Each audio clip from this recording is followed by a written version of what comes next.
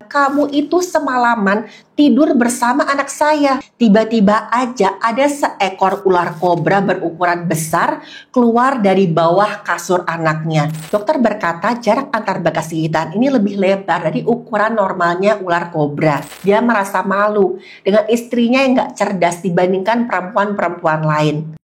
Halo teman-teman, saya punya info yang ingin saya bagikan hanya untuk yang berani dan bermental kuat. Info itu adalah beberapa video konten saya yang tidak saya tayangkan di YouTube sekarang sudah bisa ditonton di aplikasi Noise. Video-video yang ditayangkan di Noise adalah konten eksklusif dengan durasi yang lebih panjang. Ditemukan ada sepasang kaki dan juga tangan di sebuah tumpukan sampah yang berada ini membuat semua orang bertanya-tanya, ini kaki sama tangan siapa? Jangan-jangan ini kasus hanya ada di Noise. Kalau teman-teman tertarik untuk menyimak konten eksklusif tersebut, teman-teman bisa membelinya dengan dua cara. Cara pertama, pembelian konten eksklusif tanpa mendownload aplikasi Noise. Cara pembeliannya adalah masuk ke link bit.ly/Dr. Stefani. Pilih klik untuk beli. Pembayaran bisa menggunakan kris, virtual account bank, OVO, GoPay, Dana, dan pembayaran lainnya. Setelah itu, teman-teman bisa menonton konten eksklusif saya melalui browser seperti Google Chrome, Safari, dan lainnya. Cara kedua adalah pembelian konten eksklusif melalui aplikasi Noise. Untuk cara ini, teman-teman harus mendownload aplikasi Noise lebih dahulu di App Store bagi pengguna iPhone atau di Play Store untuk pengguna Android. Cara pembeliannya adalah buka aplikasi Noise, lalu ketik Dr. Stefani di kolom pencarian. Pilih klik untuk beli, selesaikan bayaran, lalu konten bisa langsung ditonton. Semoga teman-teman bisa mendapatkan hal baik dari konten-konten eksklusif saya. Konten eksklusif ini hanya untuk mereka yang berani. Teman-teman berani?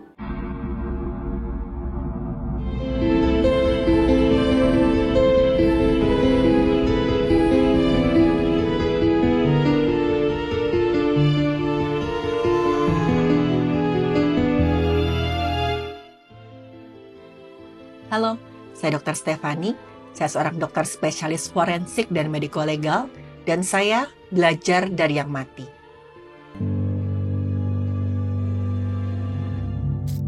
Seorang wanita ditemukan tergeletak di tempat tidur oleh ibunya dengan kondisi sangat mencurigakan.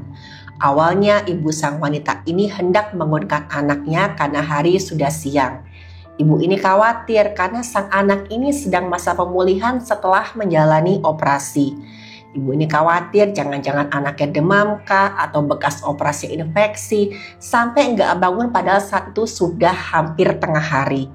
Tapi waktu sang ibu ini masuk ke kamar, dia melihat ada yang aneh dengan anaknya. Sekilas anaknya ini tergeletak tempat tidur kayak orang yang sedang tidur pulas. Tapi waktu didekati terlihatlah wajah anaknya itu pucat, bibirnya biru, dan di sudut bibirnya itu ada muntahan. Dan ada tanda bintik merah di lengan kiri anaknya ini. Sang ibu ini refleks mengguncang-guncang tubuh anaknya. Tapi waktu dipegang, tubuhnya itu sudah dingin dan kaku seakan-akan udah gak hidup lagi. Sang ibu langsung teriak-teriak histeris sampai sang ayah dan suami si korban ini masuk ke dalam kamar. Ayah korban memeriksa sang korban dari syok nih, mendapati keadaan anaknya yang sudah nggak bernapas dan nadinya itu udah nggak ada. Tapi belum habis rasa kagetnya mereka, tiba-tiba aja ada seekor ular kobra berukuran besar keluar dari bawah kasur anaknya. Sang ibu makin teriak-teriak ketakutan sehingga tetangga di sekitar rumahnya pun berdatangan. Untungnya saat itu ada warga, jadi berkat bantuan warga sekitar, ular tersebut berhasil dilumpuhkan. Kedua orang tua dan suaminya korban segera bawa korban ini ke rumah sakit. Korban ini kita sebut saja namanya Ratu, usianya 25 tahun. Dalam perjalanan ke rumah sakit, Ibu Ratu berkali-kali mencoba membangunkan anaknya, tapi Ratu nggak merespon. Begitu sampai di rumah sakit, di instalasi gawat darurat, dokter menyatakan kalau Ratu sudah tidak bernyawa. Dan saat itu sebab Ratu meregang nyawa ini dianggap nggak wajar. Jadi Ratu harus diotopsi oleh tim forensik. Hasil pemeriksaan dokter menunjukkan ditemukan ada 2 pasang bekas gigitan di lengan kirinya Ratu. Polanya itu sesuai dengan gigitan ular. Salah satu ciri khas gigitan ular kobra adalah di lokasi gigitan, peradangan jaringannya itu memang tidak terlalu parah. Bisa ular kobra ini merupakan racun yang sangat berpotensi menghilangkan nyawa seseorang dalam waktu singkat. Racun ini menyerang saraf atau istilahnya neurotoksin. Jadi racun ini akan menghambat jalur saraf ke berbagai organ, termasuk organ-organ pernapasan. Otot-otot pernapasan nggak bisa berfungsi sehingga terjadilah gagal napas. Selain itu bisa juga akan menyerang batang otak sehingga terjadi kegagalan fungsi batang otak. Bisa atau racun ular kobra juga akan menyerang jantung, mengakibatkan kerusakan pada otot jantung dan sel-sel di cairan tubuh. Akibatnya, fungsi jantung dan peredaran cairan tubuh udah pasti akan terganggu. Denyut jantung jadi nggak teratur sehingga cairan tubuh tidak bisa dipompa keluar ke organ-organ yang penting. Dan inilah penyebab Ratu meregang nyawa. Di cairan tubuh Ratu ditemukan ada bisa ular kobra dan juga obat yang bisa menurunkan kesadarannya Ratu. Dari isi lambungnya Ratu diketahui kalau Ratu meregang nyawa kurang lebih 6 jam setelah makan terakhir. Jadi kira-kira sekitar jam 2 sampai jam 3 malam. Suami Ratu, kita sebut saja namanya Javi, 28 tahun, itu nggak berhenti menangis sejak dokter mengatakan Ratu sudah tidak bernyawa. Ibu Ratu sempat marah besar pada Javi. Dia bentak-bentak menantunya, dia bilang, "Kamu itu semalaman tidur bersama anak saya. Kenapa kamu bisa gak sadar anak saya digigit ular?" Dan Javi sambil menangis dan membela diri, "Saya kira Ratu sedang tidur. Tadi pagi waktu saya bangun, saya mau keluar kamar, Ratu itu masih bernafas, dia masih ngorok." Dan keterangan Javi ini membuat orang tua Ratu sempat curiga. Karena tadi diperkirakan kan Ratu dipatuk ular sekitar jam 2:30 pagi sampai jam 3. Kata Javi, di pagi hari waktu Javi bangun mau keluar kamar, Ratu ini masih bernapas. Padahal Javi itu keluar kamar sekitar jam 6 pagi. Nah, ada yang ganjil kan di sini. Padahal kobra itu terkenal dengan racun atau bisa yang sangat. Dalam waktu 30 menit saja, orang bisa meregang nyawa karena racun kobra. Javi terus mohon ampun sama orang tuanya Ratu. Dia menyalahkan dirinya yang lalai, tapi dia juga bilang, "Saya berani disumpah, saya nggak tahu kalau Ratu itu digigit ular. Tadi pagi waktu saya lihat Ratu itu masih pulas, masih ngorok. Saya kira itu hal biasa karena Ratu kan masih dalam masa pemulihan setelah operasi." Teman-teman, memang saat itu Ratu sama Javi tinggal sementara di rumah orang tuanya Ratu. Ini disebabkan seperti yang saya bilang tadi, Ratu masih dalam pemulihan dari cedera bekas operasi. Tapi teman-teman tahu Ratu dalam masa pemulihan dari cedera apa? Dari gigitan ular beludak atau viper snake. Ya, 2 bulan yang lalu kaki kanannya Ratu dipatuk ular beludak waktu sedang cuci baju anaknya. Gara-gara ini Ratu harus menjalani operasi di mana sebagian besar kulit Ratu itu di sekitar tempat gigitan harus dibuang. Ratu menjalani tindakan bedah plastik untuk memperbaiki kerusakan di kulitnya. Setelah operasi, orang tua Ratu mengajak anaknya ini tinggal di rumah mereka untuk pemulihan. Tapi ironisnya di masa pemulihan ini Ratu malah terkena gigitan ular lagi. Dan jenis ularnya lebih berbahaya yaitu ular kobra.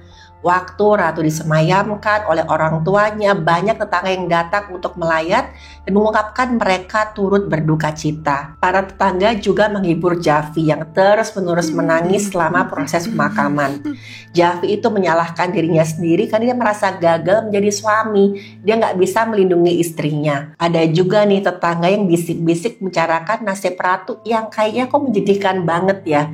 2 bulan yang lalu baru digigit ular beludak, sekarang belum pulih udah digigit ular kobra. Tapi hal ini justru menimbulkan kecurigaan dari orang tuanya Ratu. Kecurigaan mereka semakin bertambah mengingat ceritanya si Ratu tentang Javi. Perlu teman-teman ketahui, Ratu ini dikenal sebagai seorang perempuan yang polos. Karena Ratu sebenarnya itu punya kekurangan, yaitu kecerdasannya di bawah rata-rata. Tapi justru sesuatu yang sering dianggap sebagai kekurangan ini bagi sebagian orang, itu seakan-akan jadi kelebihan di dirinya Ratu.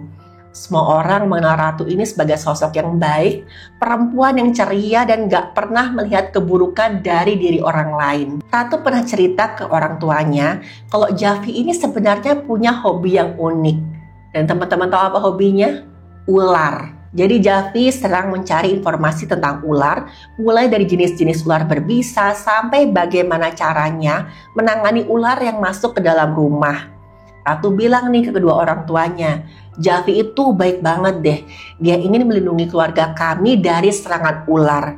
Tapi yang terjadi justru sebaliknya. Dan kecurigaan orang tua Ratu mencapai puncaknya ketika baru seminggu setelah Ratu dimakamkan terjadi keributan antara keluarganya Ratu sama keluarganya Javi. Keluarga Javi tiba-tiba aja menuntut mahar pernikahan berupa 720 gram emas dikembalikan ke keluarganya mereka. Dan Javi itu bukan yang belain keluarganya Ratu, malah sama sekali gak berpihak ke mereka. Si Javi juga menuntut supaya mahar itu dikembalikan ke keluarganya. Saat itulah orang tuanya Ratu melaporkan keganjilan ini ke pihak yang berwenang. Pihak yang berwenang segera melakukan investigasi. Dalam melakukan investigasi ini mereka minta bantuan saksi ahli seorang pengamat ular yang kita sebut saja namanya Krishna. Krishna ini bilang dia menemukan banyak sekali kejanggalan dari kasus ini. Pertama, yang namanya ular kobra itu jarang sekali menyerang manusia kalau nggak merasa terancam. Itu pun biasanya kobra akan mengubah bentuk kepala jadi sendok lebih dahulu sebelum kemudian mematuk kalau memang sudah terdesak. Biasanya setelah pukul 7 atau 8 malam, kobra itu malah nggak akan aktif bergerak. Kecil kemungkinannya ular kobra tersebut menyerang Ratu saat Ratu sedang tidur. Selain itu, Krishna juga mengamati hasil otopsinya Ratu. Di sana tertulis ada 2 tusukan panjangnya 0,2 cm, lebar 0,1 cm, dan dalamnya 0,7 cm. Jarak antar luka itu sekitar 2,3 cm. Terdapat juga ada 2 luka tusuk lain panjangnya 0,1 cm, lebarnya 0,1, dalamnya 0,5 cm. Jarak antar lukanya itu 2,8 cm. Padahal jarak antara taring kobra itu biasanya sekitar 0,4 sampai 1,6 cm. Ini menunjukkan seakan-akan kobranya ini membuka lebar mulutnya saat mematuk Ratu. Dan ini jelas nggak mungkin. Di sisi lain, pihak yang berwenang mewawancarai Javi. Dan jawaban Javi itu sama sekali nggak konsisten, berubah-ubah. Tapi Javi bersikeras nggak tahu soal bagaimana ular itu masuk ke dalam kamar sampai mematuk Ratu. Pihak yang berwenang menginvestigasi apa yang dilakukan oleh Javi beberapa bulan terakhir ini.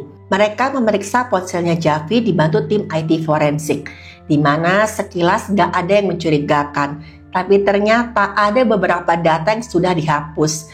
Tapi akhirnya berhasil dipulihkan berkat bantuan IT forensik. Di situ akhirnya ketahuan kalau Javi seringkali menghubungi seorang pawang ular. Pihak yang berwenang menghubungi si pawang ular dan disinilah titik terang kasus mulai terungkap. Javi dan si pawang ular ini adalah teman yang cukup dekat. Si pawang ular mengatakan kalau Javi sering banget mengeluh sudah nggak tahan dengan pernikahannya. Dia merasa malu dengan istrinya yang gak cerdas dibandingkan perempuan-perempuan lain. Jadi Javi ini memang berasal dari keluarga yang biasa-biasa aja. Sementara keluarganya Ratu termasuk keluarga dari golongan menengah ke atas. Javi dan Ratu dipertemukan dengan cara dijodohkan. Orang tua Ratu itu menjanjikan emas, mobil, uang tunai kalau Javi mau menikahi anak mereka. Mereka berharap Javi yang berasal dari keluarga sederhana akan menjaga anak mereka. Karena diiming-iming harta, Javi didesak oleh keluarganya untuk mau menikahi Ratu. Javi pun mengiyakan karena dia merasa sudah bosan hidup pas-pasan. Tapi seiring berjalannya waktu, Javi mulai merasa jenuh dengan pernikahannya. Dan bahkan setelah dikaruniai seorang anak, Javi malah semakin gak bahagia. Dia ingin menyingkirkan Ratu agar bisa mencari perempuan lain. Javi mulai menyusun rencana untuk membuat hilangnya nyawa Ratu ini terlihat sebagai kecelakaan, yaitu dengan cara dipatuk ular. Jadi sebelumnya Javi ini menjual emas mahar pernikahan mereka tanpa sepengetahuannya Ratu. Kemudian Javi memberi ular beludak atau viper snake dari pawang ular. Dia taruhlah ular beludak itu di tangga rumah dan meminta Ratu untuk menaruh HP Javi di kamar mereka yang ada di lantai 2. Saat itu memang posisinya Ratu, Javi sama anak mereka itu lagi di lantai 1. Waktu Ratu naik tangga, ular tersebut sempat mencoba menyerang Ratu tapi gagal karena Ratu berhasil menghindar. Javi pura-pura menangkap ular tersebut, tapi bukannya dibuang, dia malah menyimpan lagi ular itu. Javi mengatur rencana lagi nih, sekali ini Javi diam-diam mencampur makanan Ratu dengan obat yang bisa membuat mengantuk. Waktu Ratu tertidur, Javi lepaskan ular itu dan kemudian ular beludak tadi menggigit kakinya Ratu. Ratu terbangun dan mengeluh nyeri pada kaki kanannya. Javi malah bilang, kamu paling kena gigitan serangga, udah tidur aja, besok juga kakimu udah sembuh. Tapi rasa sakit yang dialami Ratu semakin parah sampai akhirnya Ratu ini teriak-teriak kesakitan. Yang namanya gigitan ular beludak berbeda dengan kobra. Gigitan ular beludak menyebabkan kerusakan jaringan di sekitar tempat gigitan. Inilah yang menyebabkan Ratu merasa sakit luar biasa. Tapi racun ular beludak itu bisa dikatakan lebih ringan dibandingkan kobra. Reaksinya lebih lambat, sekitar kurang lebih 1 hari setelah bisa masuk ke dalam tubuh. Walaupun gigitannya cukup parah, saat itu Ratu berhasil selamat karena Ratu dibawa ke rumah sakit dan diberi antidot racun.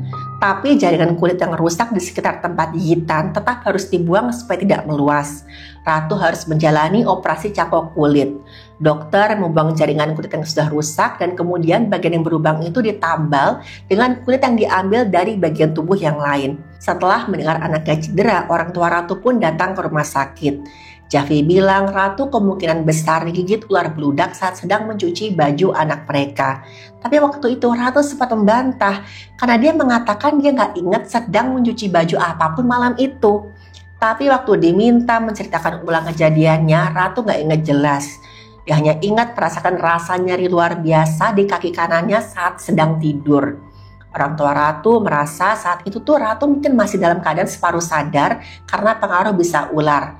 Jadi bisa aja Ratu kayak agak-agak linglung. Karena mereka merasa lingkungan tempat tinggal Javi dan Ratu ini nggak aman, mereka mengajak Ratu dan Javi untuk sementara pindah ke rumah mereka.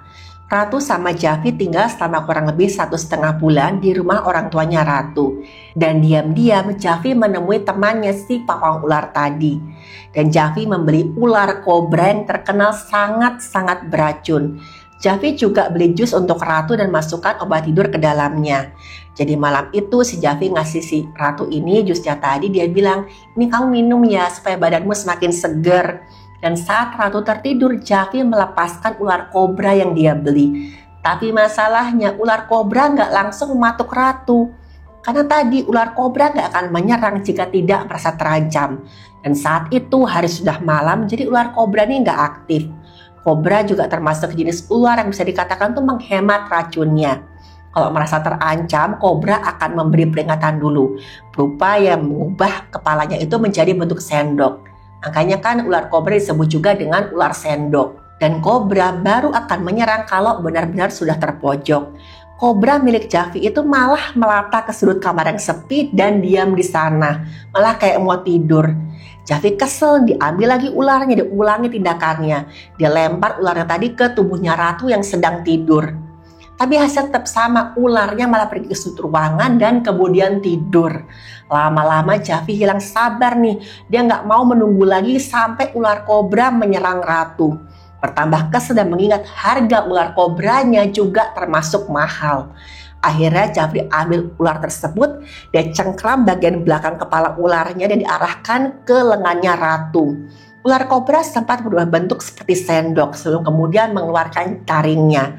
Dan saat inilah Javi tekankan mulut kobra tadi kuat-kuat ke lengannya Ratu. Teman-teman ingat tadi saat dokter meriksa Ratu, dokter berkata jarak antar bekas gigitan ini lebih lebar dari ukuran normalnya ular kobra. Ini penyebabnya saat itu ular dipaksa menganga oleh Javi. Setelah itu Javi melepaskan ular kobra di kamar mereka. Dan dengan kejamnya Javi menyaksikan istrinya meregang nyawa. Setelah yakin Ratu sudah gak bernyawa, Javi mencuci gelas bekas jus Ratu dan dia menghapus kontak temannya si pawang ular. Jaffi juga menghapus riwayat telepon dan juga pesan-pesan yang ia kirim ke si pawang ular. Dia ngerasa nih semua bukti sudah hilang. Jaffi nggak nyangka kalau tim IT forensik dengan mudah bisa memulihkan data yang hilang.